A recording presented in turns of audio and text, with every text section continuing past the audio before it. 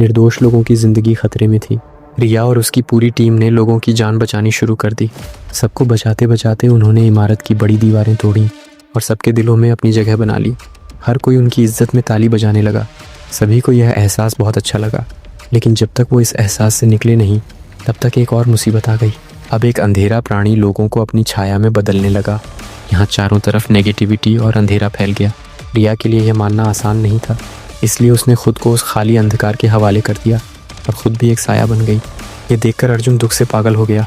वो यहाँ आकर कबीर से बात करना चाहती थी, लेकिन जैसे ही उसे उस अंधेरी दुनिया में होश आया तो सबसे पहले उसने अपनी सबसे बुरी याद देखी।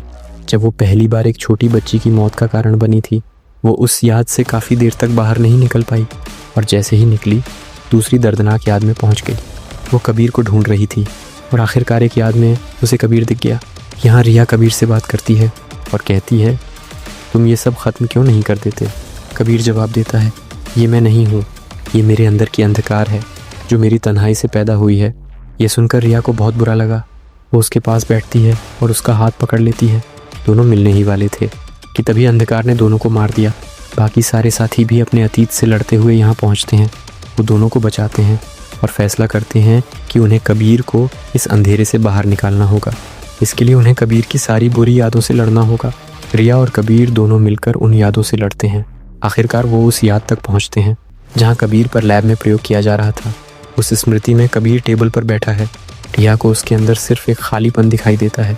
उसके अंदर से एक नेगेटिव इंसान बाहर आता है। कबीर उससे लड़ने का फैसला करता है। वो अपनी ताकत से उसे मारता है, लेकिन ये नहीं जानता था कि वो खुद अंधकार बन जाएगा। जब वो पूरी तरह काला होने वाला था, रिया पीछे से उसे थाम लेती है और उसे एहसास कराती है कि वो अकेला नहीं है। बाकी साथी भी हिम्मत जुटाते हैं और सब मिलकर उसे उस नेगेटिविटी से बाहर निकालते हैं। जब कबीर को यकीन होता है कि वो अकेला नहीं, तो उसके अंदर की अंधकार कम होने लगती है और वो साया जो बाहर निकल रहा था धीरे धीरे गायब होने लगता है। उसके फैलाए अंधेरे में फिर से रोशनी लौट आती है। जो लोग साया बन चुके थे वो फिर से इंसान बन जाते हैं। एक मज़ेदार बात ये थी कि कबीर की भूलने की बीमारी के कारण सब कुछ भूल गया था। अब जब ये पूरी टीम दोबारा मिली तो उन्होंने तय किया कि उन्हें वंदना को ख़त्म करना होगा। जहाँ हम देखते हैं कि वंदना एक पर्दे के पीछे खड़ी थी। जैसे ही रिया आगे बढ़ती है उसे मारने, वो देखती है कि पर्दे के पीछे वंदना ने एक प्रेस कॉन्फ्रेंस लगा रखी थी। वो इस टीम को सबके सामने नई डिफेंडर्स के रूप में पेश करती है। वो कहती है कि उस पर लगे सारे इल्ज़ाम झूठे थे। वो इस मिशन पर पहले से काम कर रही थी। रिया उसके इरादे समझ चुकी थी। वो उसके कान में धमकी देती है, लेकिन फिर मुस्कुराती है और चैन की सांस लेती है, क्योंकि अब आखिरकार उसे भी अपने मिशन का श्रेय मिल गया था।